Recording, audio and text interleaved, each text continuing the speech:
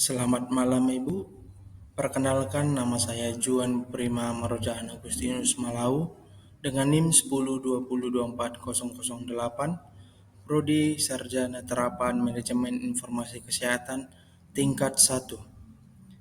Izin Ibu, di sini saya akan menjelaskan presentasi tentang materi terkait populasi, sampel, dan sampling.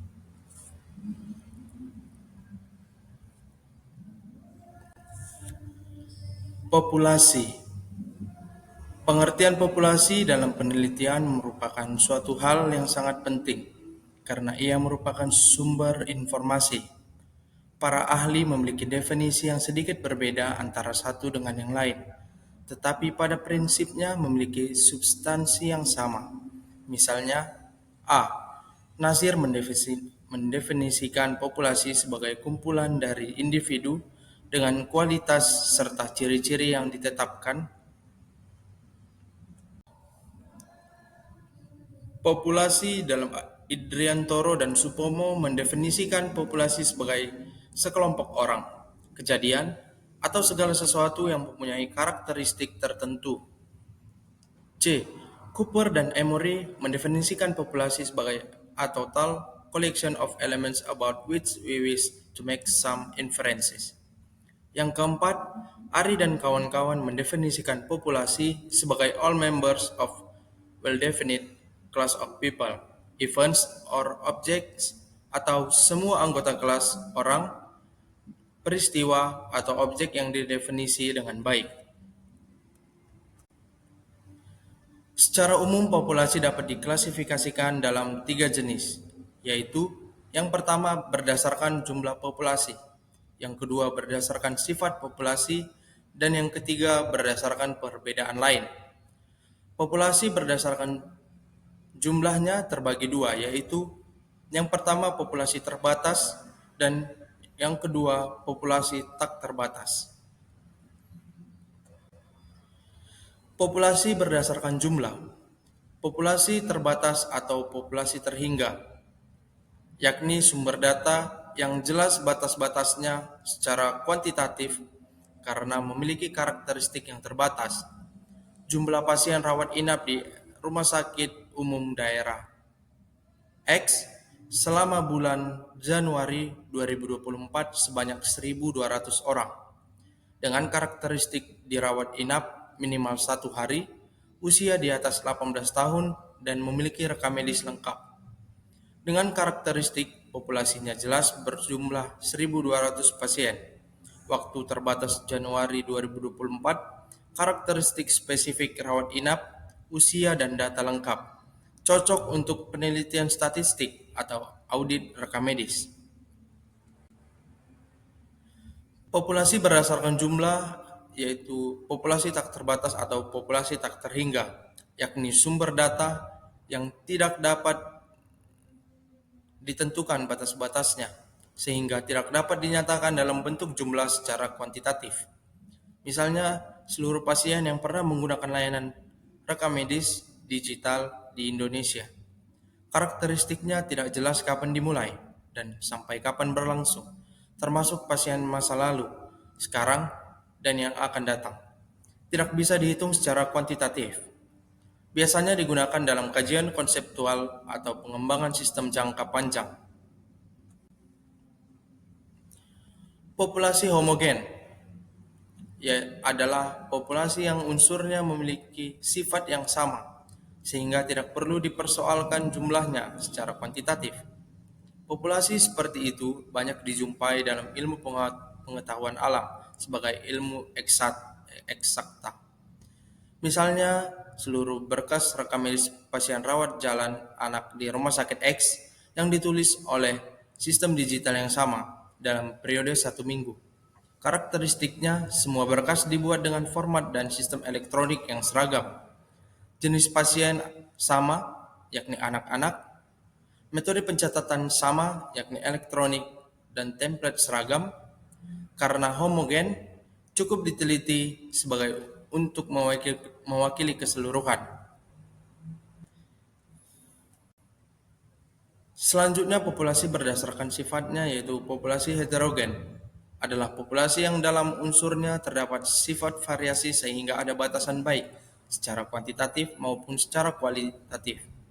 Seperti telah dikemukakan oleh yang di atas, semua penelitian di bidang sosial yang objeknya manusia atau gejala-gejala dalam kehidupan manusia menghadapi populasi heterogen.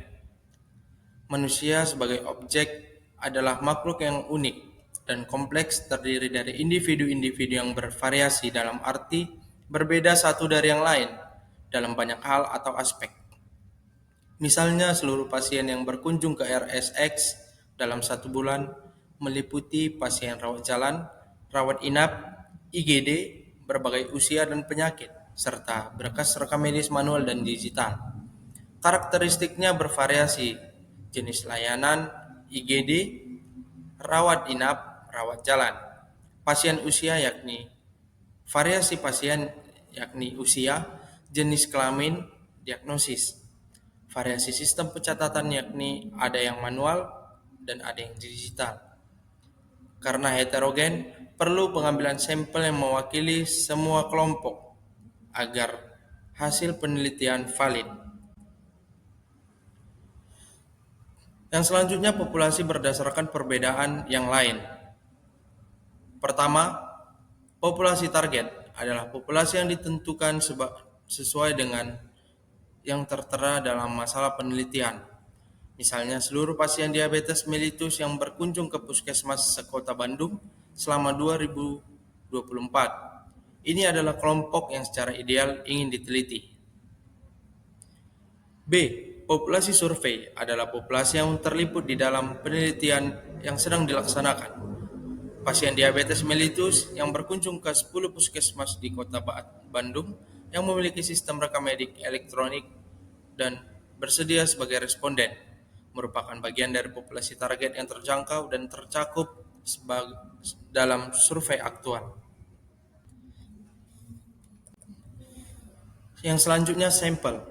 Sampel merupakan teknik di mana peneliti secara sistematis memilih sejumlah kecil item atau individu dari sebuah populasi yang telah ditentukan sebelumnya. Sampel ini dipilih untuk menjadi objek observasi atau eksperimen sesuai dengan tujuan penelitian. Beberapa cara untuk menentukan ukuran sampel dalam bidang manajemen informasi kesehatan atau MIK sebagai berikut. Yang pertama, rumus Mean, yaitu rata-rata sampel. Yang kedua, digunakan untuk mengetahui rata-rata dari data sampel. Yang ketiga, misalnya rawat jalan, lama rawat inap pasien, dan biaya perkunjungan. Yang selanjutnya pada sampel yaitu rumus simpangan baku sampel atau standar deviation, yaitu digunakan untuk melihat seberapa besar variasi atau penyimpangan dari rata-rata. Rumus proporsi sampel digunakan untuk melihat proporsi karakteristik tertentu dalam sampel, misalnya proporsi pasien dengan penyakit tertentu. Selanjutnya, rumus estimasi interval kepercayaan atau confidence interval, yakni digunakan untuk memperkirakan rentang nilai parameter populasi dari sampel. Yang selanjutnya, rumus uji T sampel kecil digunakan untuk menguji apakah rata-rata sampel berbeda secara signifikan dari nilai tertentu. Yang selanjutnya, sampling. Sampling adalah teknik atau prosedur atau perangkat yang digunakan oleh peneliti untuk secara sistematis memilih sejumlah item atau individu yang relatif lebih kecil atau subset dari populasi yang telah ditentukan sebelumnya untuk dijadikan subjek atau sumber data untuk observasi atau eksperimen sesuai tujuan.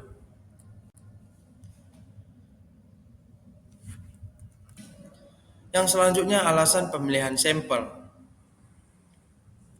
Karena populasi yang sangat besar, tidak mungkin diamati seluruhnya akibat keterbatasan waktu, sumber daya, dan data yang dinamis, serta tidak lengkap.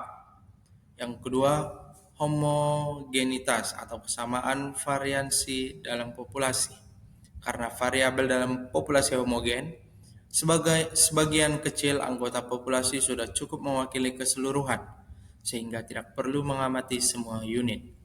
Yang ketiga, penghematan biaya dan waktu, yaitu penarikan sampel memungkinkan penelitian digunakan dengan lebih efisien, menghemat biaya dan waktu tanpa mengurangi kualitas hasil penelitian. Yang keempat, ketelitian atau ketepatan pengukuran. Mengukur sampel yang lebih sedikit memungkinkan pengukuran dilakukan dengan lebih cermat dan akurat dibanding mengukur seluruh populasi. Selanjutnya, karakteristik sampel yang baik. Yang pertama, dapat menghasilkan gambaran karakter populasi yang tepat. Ini memungkinkan kita untuk memperoleh gambaran yang akurat tentang karakteristik dan sifat-sifat populasi yang sedang kita teliti. Misalnya, sebuah rumah sakit ingin mengetahui tingkat kepuasan pasien terhadap layanan pendaftaran rawat jalan. Tim Manajemen Informasi Kesehatan atau MIK mengambil sampel acak dari 200 pasien yang datang selama sebulan penuh dengan memperhatikan usia, jenis kelamin, dan jenis layanan. Karena sampelnya mencerminkan seluruh kelompok pasien yang dilayani, data yang dihasilkan dapat mewakili karakteristik populasi secara akurat. Yang kedua, dapat menentukan presisi atau ketepatan hasil penelitian dengan menentukan standar deviasi dari taksiran yang diperoleh. Misalnya, dalam menilai waktu rata-rata pelayanan rekam medis, tim MIK mengumpulkan data dari sampel 50 permintaan berkas. Setelah itu, mereka menghitung rata-rata waktu pelayanan dan standar deviasi. Dari sini bisa diketahui seberapa konsisten waktu pelayanan tersebut dan berapa tingkat kepercayaannya terhadap estimasi waktu pelayanan untuk keseluruhan permintaan berkas. Yang ketiga, sederhana atau mudah dilaksanakan. Metode ini tidak rumit dan dapat dengan mudah diterapkan dalam konteks penelitian yang melibatkan karakteristik sampel yang spesifik. Misalnya, tim MIK ingin mengetahui jumlah kunjungan pasien di klinik gigi dalam seminggu. Mereka cukup mengambil data dari setiap hari Senin selama 1 bulan untuk mewakili tren mingguan. Teknik ini mudah dilakukan dan tetap bisa memberi gambaran umum tanpa prosedur rumit. Yang keempat, dapat memberikan keterangan sebanyak mungkin dengan biaya yang efisien. Metode ini memungkinkan kita untuk memperoleh informasi yang maksimal dengan biaya yang minimal, sehingga kita dapat menghemat biaya penelitian dan meningkatkan efisiensi penggunaan sumber daya, serta memperoleh hasil yang lebih akurat dan reliable, yang pada akhirnya dapat meningkatkan nilai tambah peneliti.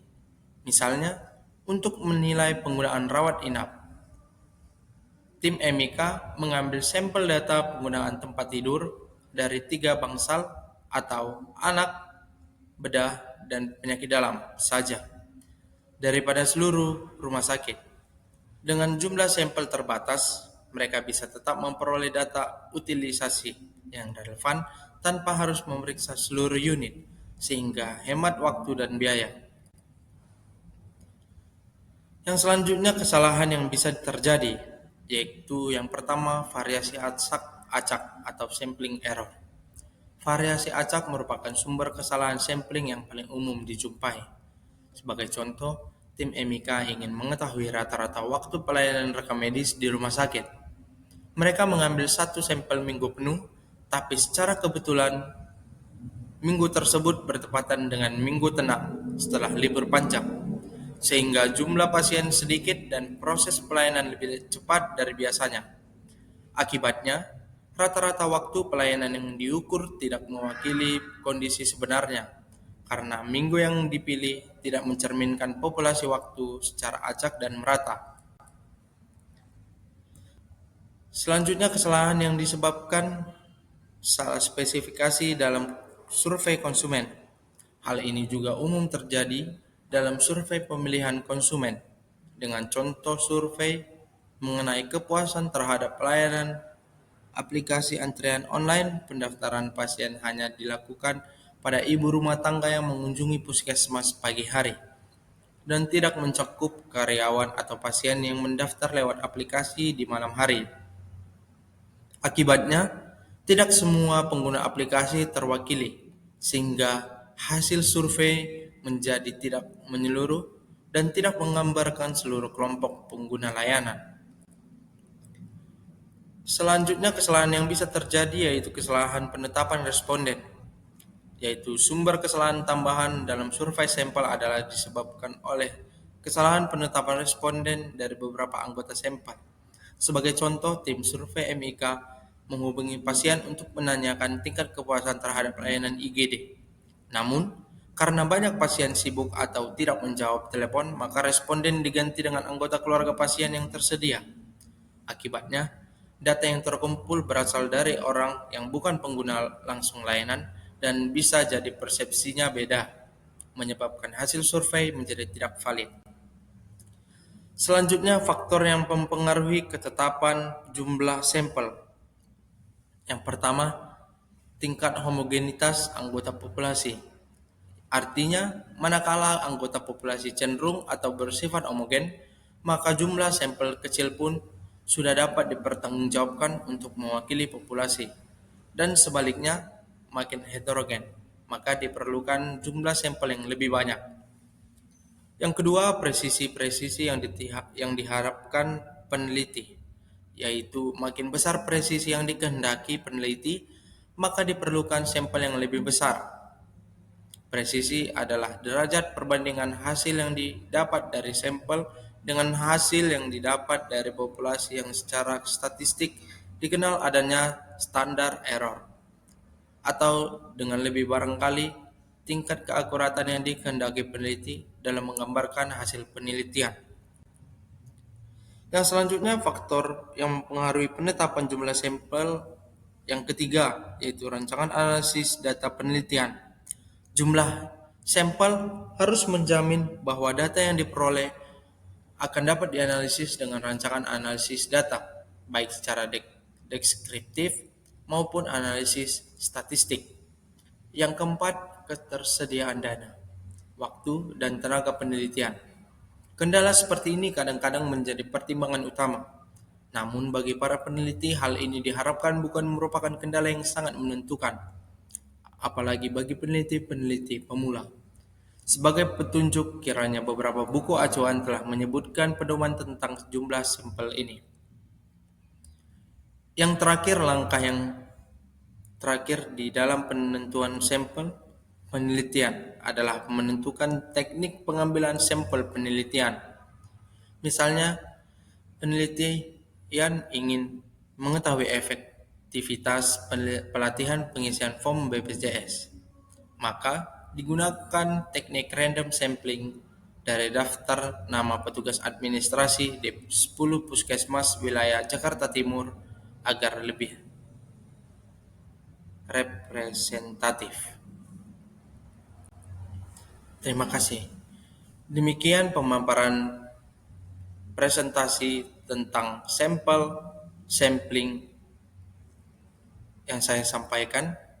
Saya Juan Prima Marujangan Agustinus Malau dengan NIM 1020240008 Prodi Manajemen Informasi Kesehatan tingkat 1 mengucapkan terima kasih. Selamat malam.